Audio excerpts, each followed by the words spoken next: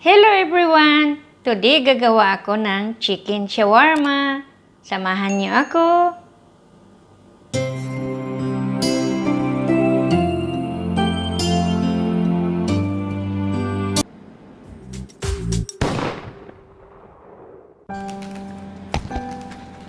Here are the ingredients. Shawarma mix, olive oil, yogurt,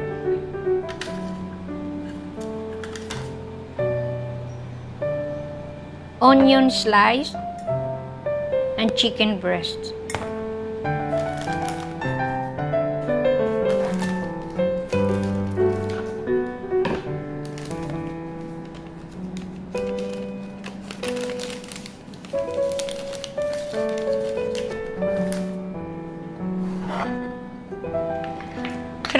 Grams of chicken breast cut into small slices. 1 small sliced onions,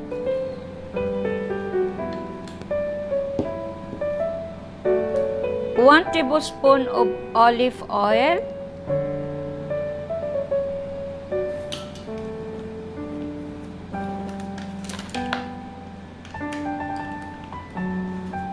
1.5 tablespoon of yogurt,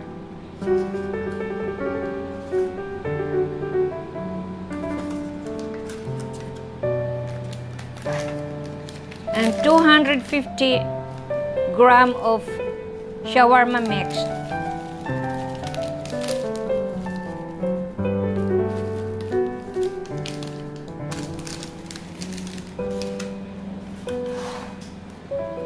Mixed properly.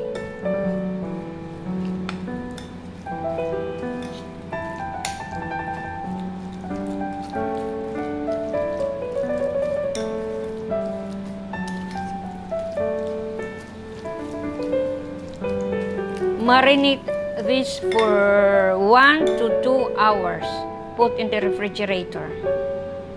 This bread dough is made up of self-rising flour, shortening, warm water, and pinch of salt.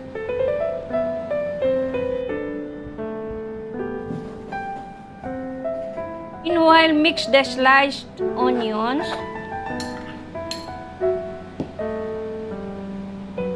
sliced carrots, and sliced cabbage.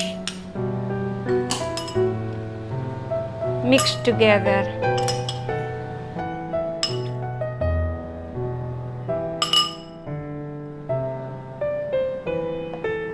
Flour the area to make the dough for the shawarma bread.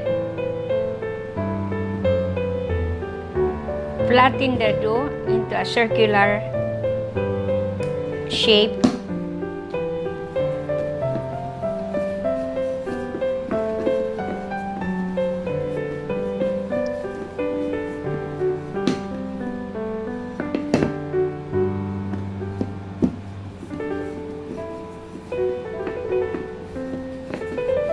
Any size you want.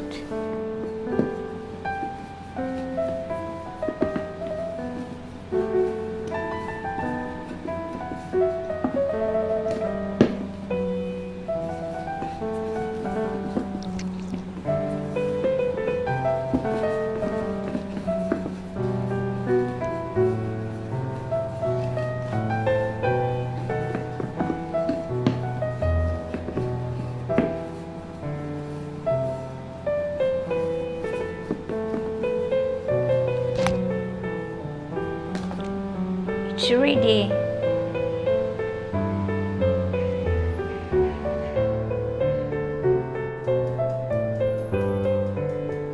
After 1 hour of marinating, put it in the oven for around 20 minutes at 200 degrees centigrade.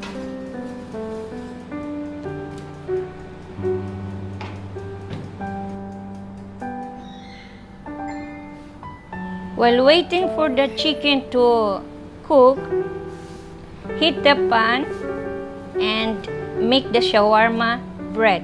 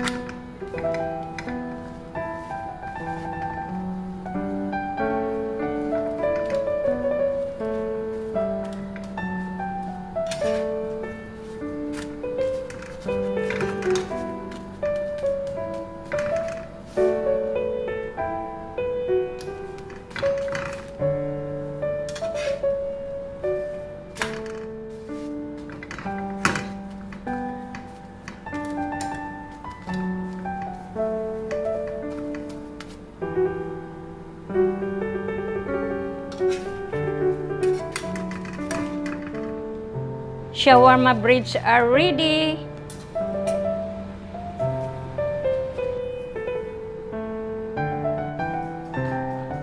The shawarma chicken mix is done. Mix it with the vegetables.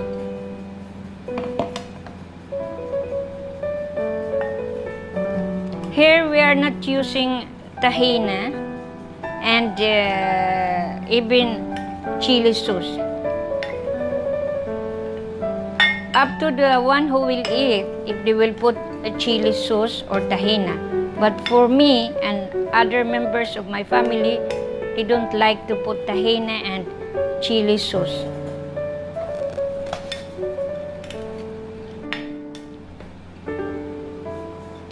Put a little of the shawarma mixture.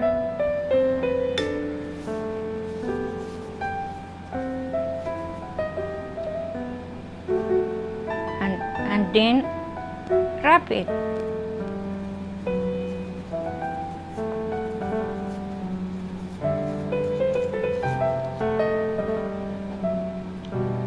Chicken shawarma is ready. Madali lang gawin, di ba? Ready na. Kaya pwede kayo gagawa sa bahay.